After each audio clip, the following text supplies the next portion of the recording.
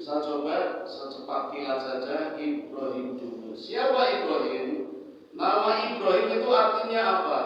Dari dua kata, Ib dan Rahim. Ib itu dari kata abi atau abun. Abun artinya bapak. Kalau abi, bapakku. Jadi boleh kalau mau memanggil ayah, abi artinya ayahku atau bapakku. Kalau umun ibu, kalau umi ibuku. Itu panggilan terhormat. Tapi kalau mau panggilan dengan kesayangan, nanti beda lagi. Ya abati, ayahku sayang. Dari abi, ayahku menjadi abati, ayahku sayang. Dari umun ibu, umi ibuku. Kalau ibuku sayang, ya amati. Tapi hati-hati harus paham. Kalau nggak paham nanti jadi masalah. Ibunya datang, anaknya panggil, ya amati. Kata ibunya, saya masih hidup, belum mati. Waduh, ini namanya nggak paham gitu ya. Sama dengan yang orang sakit, diberitahu, ini belum meninggal masih sakit. Wah, berarti nggak paham. Jadi harus paham. Rahim artinya apa? Yang perhatian. Tidak cuma sayang. Sayang itu belum tentu perhatian. Yang perhatian sudah pasti sayang. Rahim artinya orang yang siap memberikan kasih sayang walau siap berkorban. Itu namanya rahim. Makanya ibu-ibu punya rahim karena siap berkorban untuk menyenangkan, memberikan kasih sayang kepada anaknya. Kan ada orang yang siap memberikan kasih sayang tapi nggak mau berkorban, kan ada. Contohnya saya, kan hari ini memberikan kasih sayang di situ, tapi saya nggak mau korban. Itu cuma sayang, kasih sayang, belum tentu perhatian. Tapi kalau mau berjuang demi memberikan kasih sayang, itu namanya rahim. Itu secara harfiah Ibrahim artinya ayah yang siap memberikan perhatian kepada suaminya, kepada anaknya, lebih-lebih kepada Allah Sang Pencipta. Secara etimologi Ibrahim artinya penyeberang, orang yang suka menyeberang. Maka dalam hidup perjalanannya Nabi Ibrahim sudah beberapa kali melakukan perjalanan menyeberang.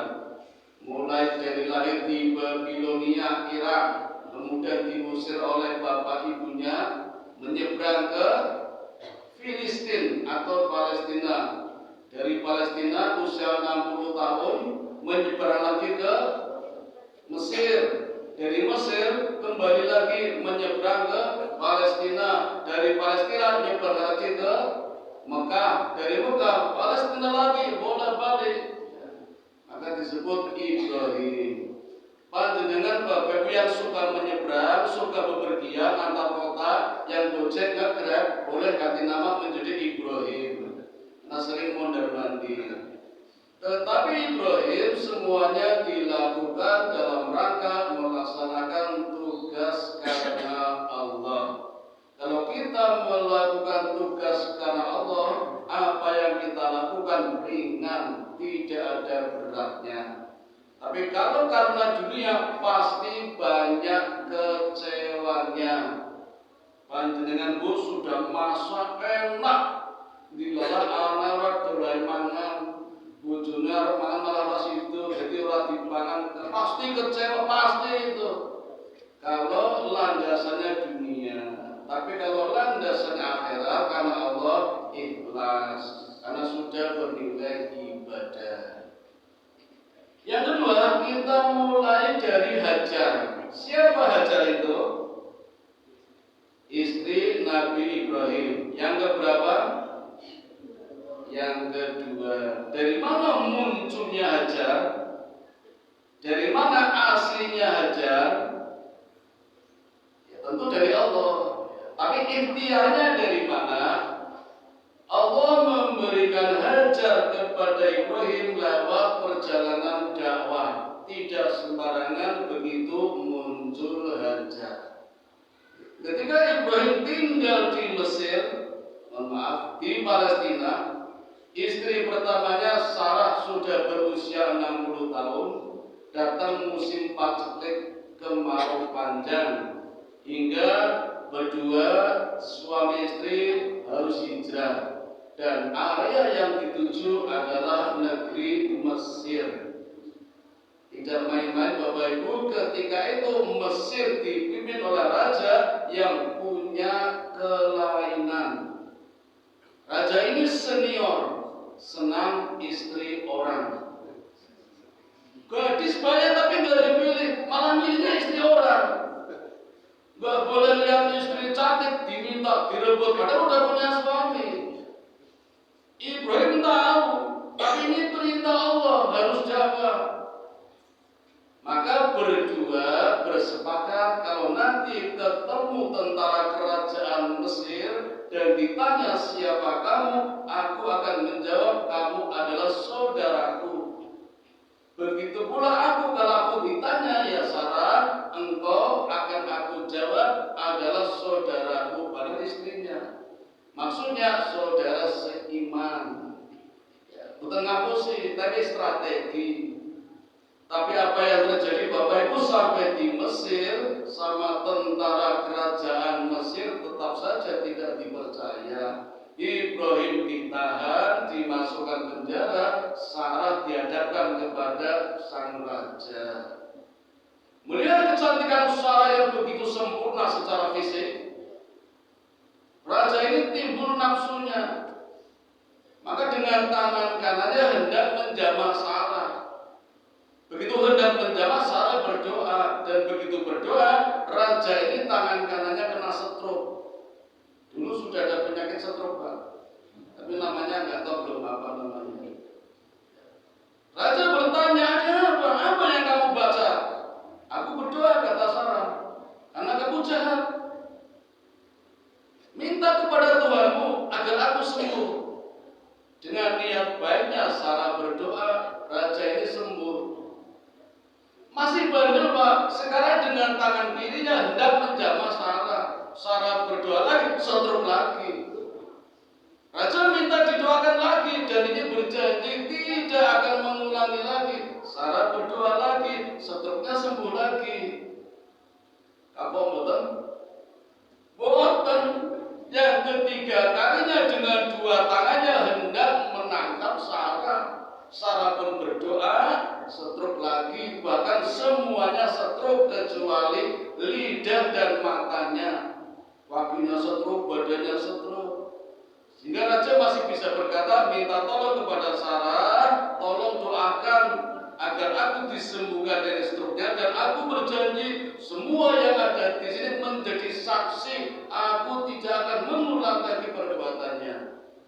Sarah berdoa, stroke-nya sembuh. Apa yang dikatakan raja kepada tentara? Yang kamu bawa ke sini bukan manusia tapi jin. Ada mukjizat, tapi dibilang jin. Ini wanita jin ini membuat aku stroke. Karena raja ini takut kalau nanti Sarah berdoa lagi, maka Sarah segera diusir.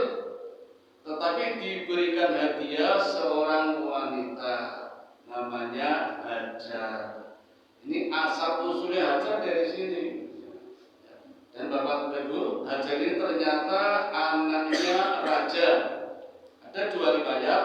Di riwayat pertama menyebutkan anaknya rajanya ini yang dijadikan budak. Kejem toh, anaknya malah dijadikan budak. Dihadiahkan kepada Sarah. Dalam riwayat lain, Sarah adalah anak raja yang kalah perang. Dengan raja ini kalah perang, terus dijadikan anak, dijadikan budak, dihadiahkan kepada Sarah. Dalam hadis yang diriwayatkan oleh Ibnu Abbas, ketika Sarah menerima hadiah Hajar, Sarah mengatakan, inilah ibunda air langit. Ketika itu belum ada yang paham maksudnya apa. Ibrahim juga tidak paham, Hajar tidak paham, Sarah pun tidak paham. Tapi dalam lidahnya Sarah terucap, inilah ibunda dari langit. Nanti jawabannya mudah-mudahan waktunya ada. Nah, akhirnya berdua pulang dengan membawa Sarah yang usianya separuhnya membawa Hajar, usianya separuhnya Sarah. Hajar ketika itu usianya 60 tahun, berarti Sarah usia 60 tahun, berarti Hajar berapa dia? 30 tahun separuhnya. Ibrahim berapa waktu itu? 90 tahun. Satu rumah, satu laki-laki, dua wanita. Paham ya? Tapi ini landasannya Allah. Jadi takwa dalam keluarga ini nggak ada main-main. Apalagi Sarah dijadikan asisten rumah tangga. Karena Allah jadi nggak ada masalah. Justru masalahnya terjadi di hatinya Sarah, merasa tidak enak, belum bisa memberikan keturunan. Bapak Ibu, Ibrahim seorang nabi, seorang rasul, seorang laki-laki, bisa saja boleh menceraikan Sarah. Mau ada Hajar, boleh itu. Bahkan mungkin tanpa izin Sarah pun boleh.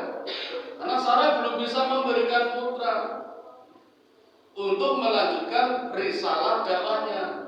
Tapi Ibrahim tidak melakukannya. Kenapa? Karena sesuai dengan namanya, orang yang sangat perhatian kepada Sarah, kepada istrinya. Sehingga tidak minta cerai. Bahkan Sarah yang memintakan Ibrahim untuk menikahi Hajar. Hajar pun ditawari untuk menikah dengan Ibrahim. Jadi ini dimulai justru dari Sarah dulu. Sarah yang minta, Ibrahim tidak minta. Kayaknya nggak ada di zaman sekarang ini. Kalaupun ada, awalnya, tapi nanti ya jadi masalah. Seperti di sinetron FTV kan seperti itu. Menurut sutradara seperti itu. Nah, akhirnya terjadilah pernikahan yang kedua bagi Ibrahim, dan dalam waktu 1 tahun, berarti di usia 61 nih, Hajar hamil, di usia 62-nya Sarah, kemudian melahirkan seorang putra yang pertama dari istri yang kedua, bernama Ismail. Bapak Ibu, ini pelajaran buat kita dalam kehidupan berumah tangga. Istri pertama satu rumah dengan istri kedua. Yang punya anak, istri kedua dulu. Seorang bapak menunggu lama 60 tahun belum punya anak, kemudian dikaruniai anak dari istri kedua. Kira-kira perhatian bapak terfokus ke yang mana? Yang kedua. Kira-kira kalau panjenengan dalam posisi istri pertama, bagaimana perasaannya? Sedih, campur baur ya. Allah Maha tahu, maka turun ayat, pisahkan Hajar dan Ismail dari Sarah. Ada ayatnya. Jadi nggak main-main, ini perintah Allah. Kalau terjadi pada diri kita, pisahkan istri kedua dan anaknya dari istri pertama. Maka Ibrahim pun melakukan perintah ini, dan perintahnya tidak main-main. Tapi kalau semuanya dilandasi karena Allah, pasti banyak jalan, banyak barokah, banyak karunia. Ini nanti akan terjadi. Yang menjadikan lahirnya ibadah kurban dan ibadah haji. Karena Ibrahim nurut dengan perintah Allah. Tidak karena PDW, tidak mementingkan nafsu atau dunia, tapi karena Allah. Allah minta pisahkan Hajar, istri kedua, dan Ismail dari istri pertama, ternyata mengandung banyak barokah.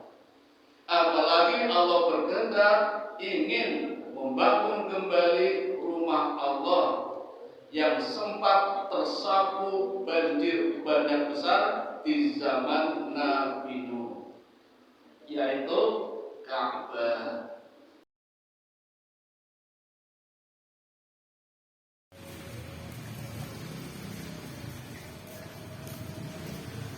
Allahu Akbar.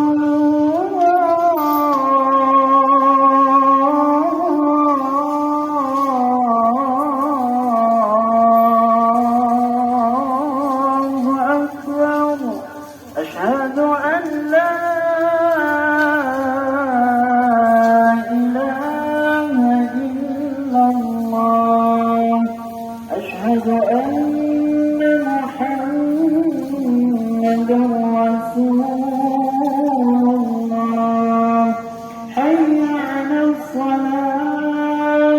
حي على الفلاح